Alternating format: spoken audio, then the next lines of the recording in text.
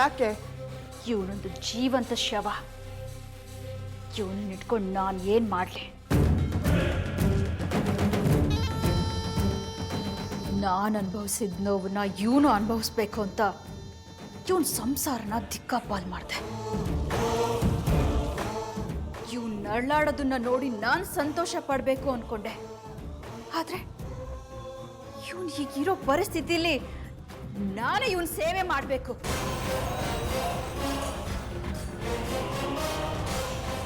ಭೈರವಿ, ನನಗೆ ಹುಚ್ಚಿಡಿತಾ ಇದೆ. ಇವನಿಂದ ಯಾವ ಪ್ರಯೋಜನನೂ ಇಲ್ಲ. ಇವನನ್ನು ತಗೊಂಡು ಹೋಗಿ ಜೀವಂತ ಸಮಾಧಿ ಮಾಡು.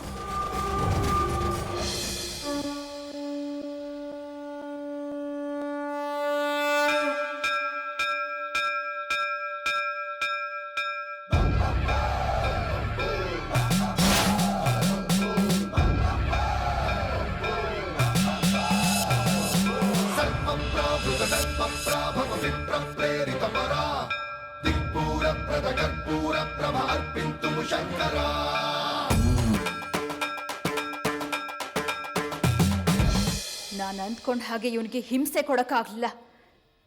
ಕೊನೆ ಪಕ್ಷ ಇದಾದ್ರೂ ಆಗ್ಲಿ.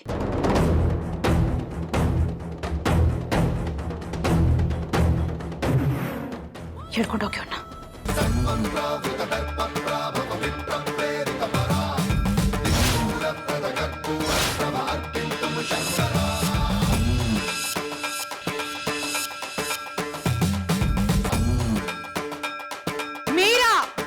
शिव शंकर हर हर शंकर जय जय शंकर दिगिरारा प्रिय तांडव शंकर प्रकट शुभंकर प्रणय भयंकर दिगिरारा शिव शिव शंकर हर हर शंकर जय जय शंकर दिगिरारा प्रिय तांडव शंकर प्रकट शुभंकर प्रणय भयंकर दिगिरारा ओम परमेश्वर पर ओम निखिलेश्वर हर ओम जीवेश्वरेश्वर कररारा ओम मंत्रेश्वर स्वर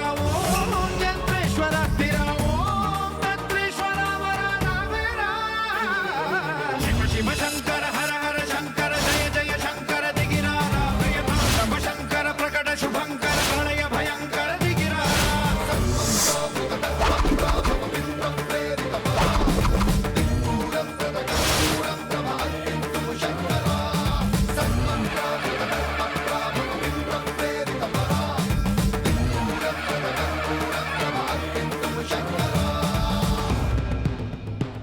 ಈ ಎರಡು ಪಿಳ್ಳೆಗಳು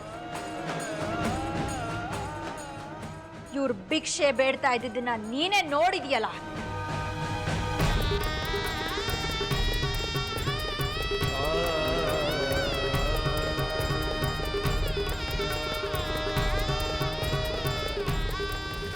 ನಿನ್ ಗಂಡನ ಅವ್ರಿಗೆ ಸತ್ಯ ಗೊತ್ತಾದ ತಕ್ಷಣ ನನಗೇನೋ ಮಾಡ್ಬಿಡ್ತೀನಿ ಅಂತ ನಿನ್ನ ಹಾಗೆ ಎಗರಾಡ್ಕೊಂಡು ಬಂದ. ಈಗ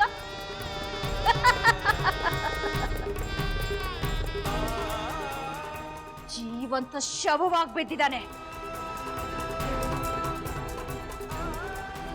ಇದನ್ನೆಲ್ಲ ನೀನ್ ನೋಡ್ಲಿಲ್ವಲ್ಲ ಅಂತ ನಂಗೆ ತುಂಬಾ ಬೇಜಾರಾಗಿತ್ತು. ಕೊನೆಗೂ ನೋಡ್ಬಿಟ್ಟೆಲ್ಲ. ನಂಗೆ ತುಂಬಾ ಸಂತೋಷ ಆಗ್ತಿದೆ. ನಂಗೆ ತುಂಬಾ ಸಂತೋಷ ಆಗ್ತಾ ಇದೆ.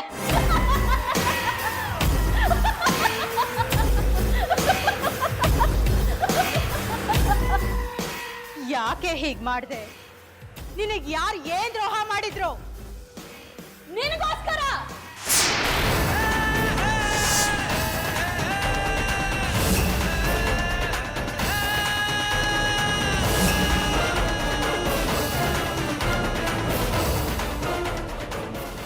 ನಾನಾ?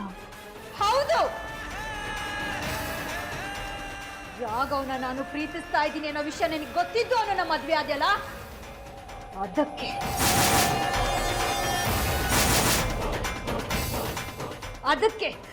ಇಷ್ಟೆಲ್ಲ ಮಾಡಿದ್ದು. ರಾಘವ್ನ ನೀನ್ ಪ್ರೀತಿ ಮಾಡ್ತಿದ್ದ ವಿಷಯ ನಿಜವಾಗ್ಲೂ ನನಗೆ ಗೊತ್ತಿರ್ಲಿಲ್ಲ. ಓ, ಗೊತ್ತಿರ್ಲಿಲ್ವಾ? ಮತ್ಯಾಕೆ ಕದ್ದು ಮುಚ್ಚಿ ಮದ್ವೆ ಆದೆ?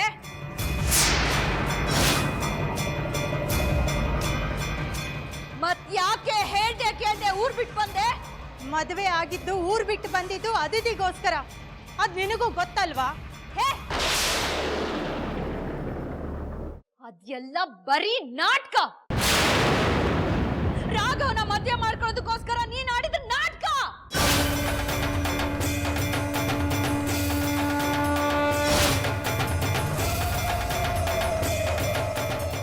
ನೀನ್ ರಾಘವ್ನ ಪ್ರೀತಿಸ್ತಿದೀಯ ಅಂತ ನನಗೆ ನಿಜವಾಗ್ಲೂ ಗೊತ್ತಿರ್ಲಿಲ್ಲ.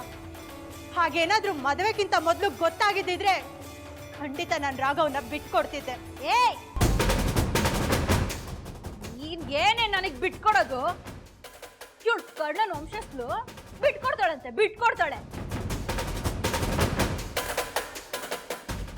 ನೀನ್ ಹಾಕಿರೋ ಭಿಕ್ಷೆ ತಗೊಳಕ್ಕೆ ರಾಘವ್ನ ನೀನೇನು ಕೊಂಡ್ಕೊಂಡಿಲ್ಲ. ರಾಘವ್ ನನ್ನ ಸ್ವತ್ತು.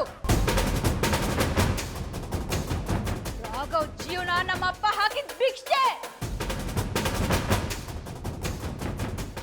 ನಿಮ್ಮಿಂದಾಗಿ ನನ್ನ ಕುಟುಂಬನ ಕಳ್ಕೊಂಡೆ, ನನ್ನ ಸಂತೋಷನ ಕಳ್ಕೊಂಡೆ.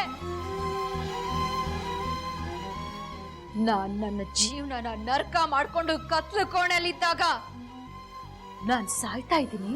ನನ್ ಗಂಡನ್ನ ಮದ್ವೆ ಮಾಡ್ಕೊಂಡು ನನ್ನ ಸಂಸಾರನ ಚೆನ್ನಾಗಿ ನೋಡ್ಕೋ ಅಂತ ನೀನ್ ಅನುಭವಿಸಿದ ಸಂತೋಷದ ಕ್ಷಣಗಳನ್ನ ನನಗೆ ಭಿಕ್ಷೆ ಹಾಕೋಕ್ ಬಂದಿದ್ಯಲ್ಲ.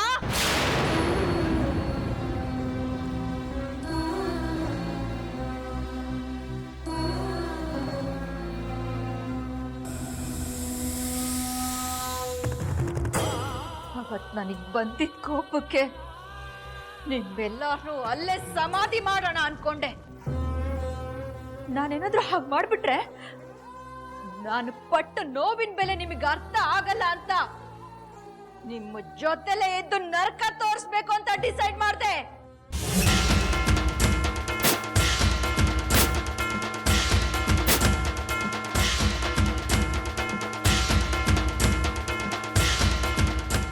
ಯಾವಾಗ ಕ್ಯಾನ್ಸರ್ ಬಂದು ನೀನು ನೆಗದ್ ಬೀಳ್ತೀಯ ಅಂತ ಗೊತ್ತಾಯ್ತು, ಆಗ್ಲೇ ನನ್ನ ಟಾರ್ಗೆಟ್ ರಾಘವ್ ಕಡೆ ತಿರುಗ್ತು.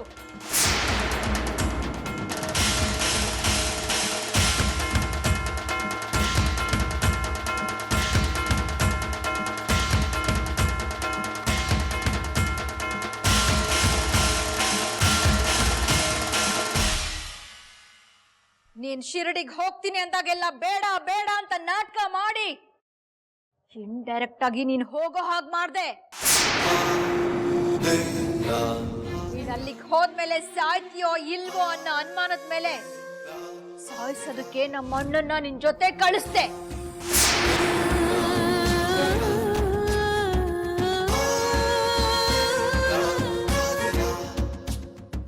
ಗಟ್ಟಿ ಪಿಂಡ ನೀನು, ಬದುಕೊಂಡ್ಬಿಟ್ಟೆ. ಒಂದಲ್ಲ ಅಂತ ಮೂರು ಸಾರಿ ಸಾಯಿಸೋದಕ್ಕೆ ಪ್ರಯತ್ನ ಪಟ್ಟೆ, ಆಗ್ಲೇ ಬದುಕೊಂಡೆ. ಆಸ್ಪತ್ರೆಯಲ್ಲಿ ನಿನ್ನನ್ನು ಸಾಯಿಸೋದಕ್ಕೆ ಪ್ರಯತ್ನ ಪಟ್ಟಿದ್ ಯಾರು ಅನ್ಕೊಂಡೆ? ನನ್ನ ಕಡೆಯವನೇ.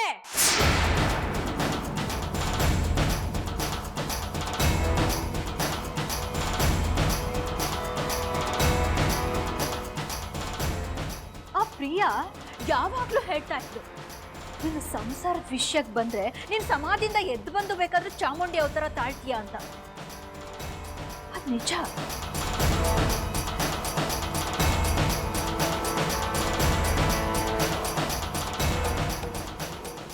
ಶಬಾಷ್, ನಾನು ಇವನ್ ಮೆಚ್ಕೊಂಡೆ.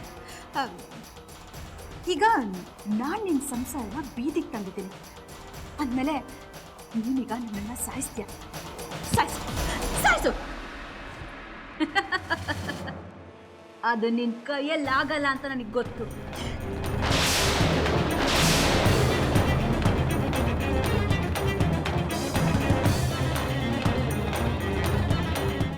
ನಾನು ಈ ಜುಜ್ಬಿ ಆಸ್ತಿನ ಕಿತ್ಕೊಂಡಿರೋದು ಇದರಿಂದ ಸುಖ ಪಡೋದಕ್ಕೋಸ್ಕರ ಅಲ್ಲ. ಯಾವುದು ಇಲ್ಲದೆ ನೀವು ರೋಡಲ್ಲಿ ಭಿಕ್ಷೆ ಬೇಡಬೇಕು, ಅದನ್ನ ನೋಡ್ಬೇಕು. ಇರೋಕ್ ನೆಲೆ ಇಲ್ಲದೆ ತಿನ್ನೋ ಕನ್ನ ಇಲ್ಲದೆ ಬೀದಿ ಅಲಿಬೇಕು,